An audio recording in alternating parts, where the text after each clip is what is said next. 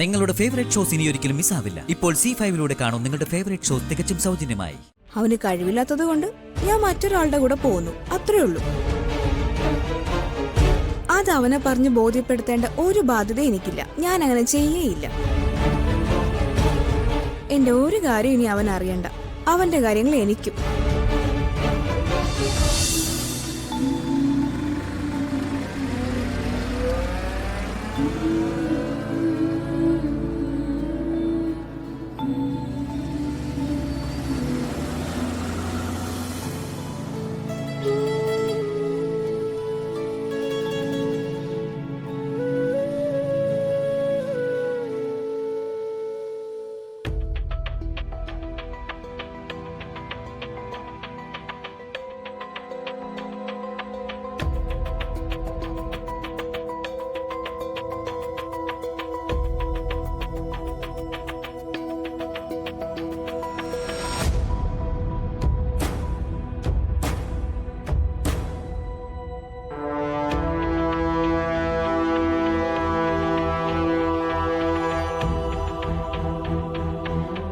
മോളെ, നീ എന്തൊക്കെയാ ചെയ്യുന്നേ? ഒന്നും മനസ്സിലാവുന്നില്ല. എടുത്തേക്ക് എന്താ മനസ്സിലാവാത്തെ? നീ എന്തിനാ ഇത്ര പെട്ടെന്ന് ഈ വിവാഹത്തിന് സമ്മതിച്ചത്? നിനക്ക് എന്താ പറ്റിയേ? എനിക്ക് എന്ത് പറ്റാൻ? എനിക്ക് വിവാഹപ്രായമായിന്നും നല്ലൊരാലോചന വന്നിട്ടുണ്ടെന്നും ഉടനെ വിവാഹം നടത്തണമെന്നൊക്കെ അച്ഛൻ പറഞ്ഞപ്പോ ഞാനതിന് തയ്യാറായി, അത്രേ ഉള്ളൂ. ഏട്ടത്തിക്ക് മനസ്സിലാവാത്തൊന്നും ഇതിലില്ല. ഇനിയും അച്ഛനും ഏട്ടന്മാരും ഒക്കെ പറയുന്നതിനെതിരെ നിൽക്കുന്നത് ശരിയാണോ? അതുകൊണ്ട് ഞാനതങ്ങ് സമ്മതിച്ചു. അപ്പോ ധനുഷ്,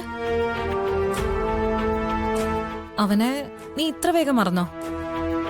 ഇന്നലെ വരെ അവനെ മാത്രമേ വിവാഹം കഴിക്കൂന്ന് പറഞ്ഞ നീ അതൊക്കെ ഇത്ര വേഗം മറന്നോ? ധനുഷ്, ഞാൻ ഇനി അവനെ നോക്കിയിരുന്ന് വിഡ്ഢിയാവണോ ഏട്ടത്തി? എന്തുറപ്പ് മേലെ ഞാൻ ഇനി അവനെ കാത്തിരിക്കേണ്ടേ? എന്നോട് കുറച്ചെങ്കിലും ഇഷ്ടവും താല്പര്യം ഉണ്ടായിരുന്നെങ്കിൽ ഞാൻ ഇറങ്ങിച്ചെല്ലാന്ന് പറഞ്ഞ നിമിഷം തന്നെ അവൻ എന്നെ കൊണ്ടുപോയേനെ. അങ്ങനെയുള്ള ഒരുത്തൻ ഞാൻ ഇനിയും കാത്തിരിക്കണോ? അപ്പോ പൂർണ്ണമായും നീ ധനുഷിനെ മറന്നു എന്നാണോ പറഞ്ഞു വരുന്നേ? മറന്നല്ലേ പറ്റൂ. സന്ദീപേട്ടനൊക്കെ പറഞ്ഞത് ശരിയാ. മറ്റൊരാൾ നമ്മുടെ ജീവിതത്തിലോട്ട് കടന്നു വരുമ്പോ പഴയതെല്ലാം നമ്മൾ മറന്നു തുടങ്ങും. ദേ, ഇപ്പൊ ഏട്ടത്തി വന്ന് ധനുഷിന്റെ കാര്യം പറഞ്ഞപ്പോഴാ ഞാൻ അവനെ ഓർക്കുന്നത് തന്നെ. ധനുഷിനെക്കാളും എന്നെ സ്നേഹിക്കാനും എന്റെ കാര്യങ്ങൾ നോക്കാനും ദേ ഇപ്പൊ വന്നുപോയ ആൾക്ക് പറ്റും. ഞാൻ ഈ തീരുമാനം നേരത്തെ എടുക്കേണ്ടതായിരുന്നു. ചില നല്ല ബുദ്ധികൾ താമസിച്ചല്ലേ ഉദിക്കാറുള്ളൂ. അല്ല, എന്നിട്ട് നീ ഈ കാര്യം ധനുഷിനോട് പറഞ്ഞോ? എന്തിന്? അതിന്റെ ആവശ്യമുണ്ടെന്ന് എനിക്ക് തോന്നുന്നില്ല.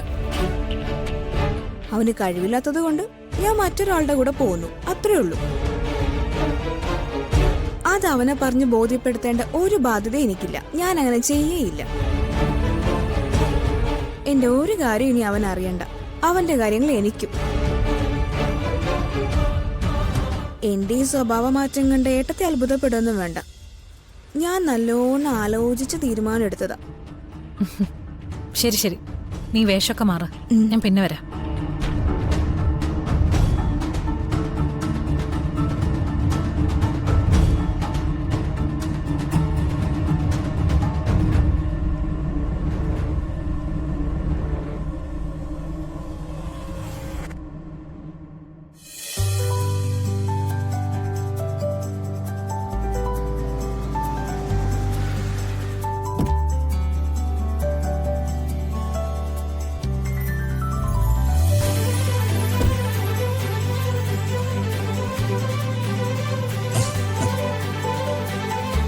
സന്ധ്യ എന്താ ഒരു മുന്നറിയിപ്പും ഇല്ലാതെ?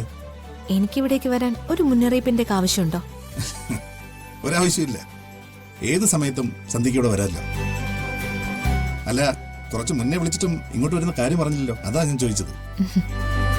പെട്ടെന്ന് കണ്ടപ്പോ സർപ്രൈസ് ആയി പോയി. എന്നെ സർപ്രൈസ് ഒന്ന് ഞെട്ടിച്ച ആളല്ലേ? അത് കുറച്ചായി ഞാനും തിരികെ വീട്ടിൽ തുടങ്ങിയെന്ന് കരുതിയാ മതി. അങ്ങനെയാണേലും ഓക്കെ.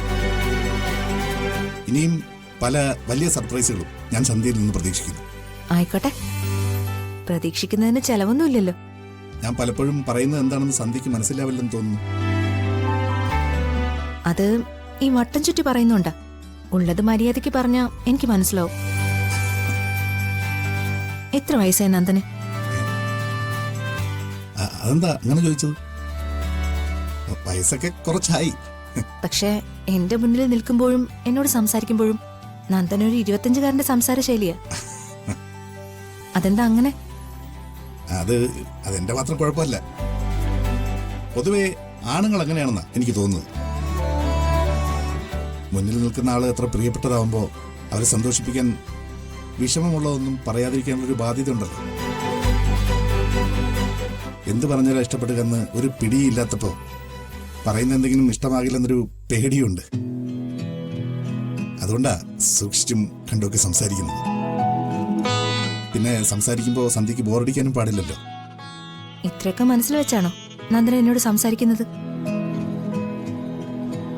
എന്നാൽ അതിന്റെ ഒന്നും ആവശ്യമില്ല. നന്ദൻ എന്ത് പറഞ്ഞാലും എനിക്ക് ബോറടിക്കുകയില്ല. പോരെ? ആദ്യമായിട്ടാ ഇങ്ങനെയൊക്കെ ഞാൻ കേൾക്കുന്നത്.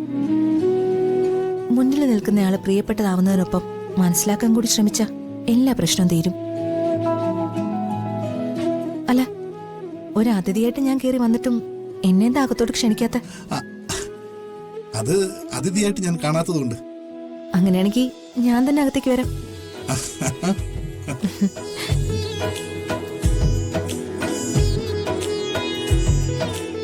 ആഹാ, സച്ചിയുടെ ഉണ്ടായിരുന്നോ? ആ, ഉണ്ടായിരുന്നു. എന്തായി ചെന്നൈ പോകുന്ന കാര്യം? ആ, ഒന്നും തീരുമാനിച്ചില്ല ഇതുവരെ. ചെന്നൈയിലോ? അവിടെ എന്താ? ഇവരുടെ ട്രീറ്റ്മെന്റിന്. അവിടെ എന്റെ പ്രൊഫസറുടെ ഒരു ട്രീറ്റ്മെന്റ് സെന്റർ ഉണ്ട്. അവിടെ മാഡത്തിന്റെ ട്രീറ്റ്മെന്റ് കൊണ്ട് സച്ചിക്കും അർച്ചനയ്ക്കും കുഞ്ഞു പിറക്കും. ഉറപ്പാ. ഇത്ര വലിയ കാര്യമാണോ ഒന്നും തീരുമാനിച്ചില്ലെന്ന് പറയുന്നത്?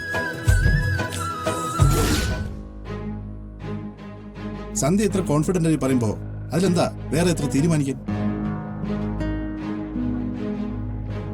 സച്ചി അർച്ചനയും അവിടുത്തെ ട്രീറ്റ്മെന്റ് എടുത്താൽ റിസൾട്ട് കിട്ടുമെന്ന് ഉറപ്പല്ലേ സന്ധ്യ? 100% ഉറപ്പ്. അവിടെ ചെന്ന് ട്രീറ്റ്മെന്റ് ചെയ്താ ബെറ്റർ റിസൾട്ട് ഉണ്ടാവും. എങ്കിൽ പിന്നെ ഇനി വേറൊന്നും ആലോചിക്കാനില്ല. എത്രയും വേഗം പുറപ്പെടാനുള്ള ഏർപ്പാട് ചെയ്യും.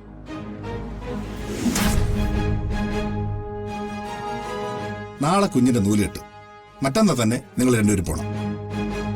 അതെ, ഇനിയും താമസിക്കണ്ട. താമസിക്കും തോറും കുഞ്ഞ് വരാനും താമസിക്കും. ഇനി താമസമൊന്നുമില്ല. മറ്റന്നാ തന്നെ ഇവർ രണ്ടുപേരും ഞാൻ അങ്ങോട്ട് പറഞ്ഞു വിടും.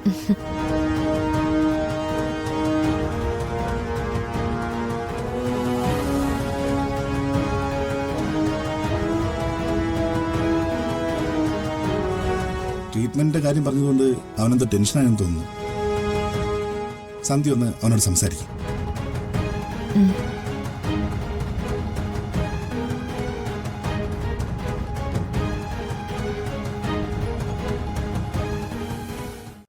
ഡൗൺലോഡ് ചെയ്യൂ C5 ആപ്പ്. കാണൂ എല്ലാ എപ്പിസോഡുകളും സൗജന്യമായി.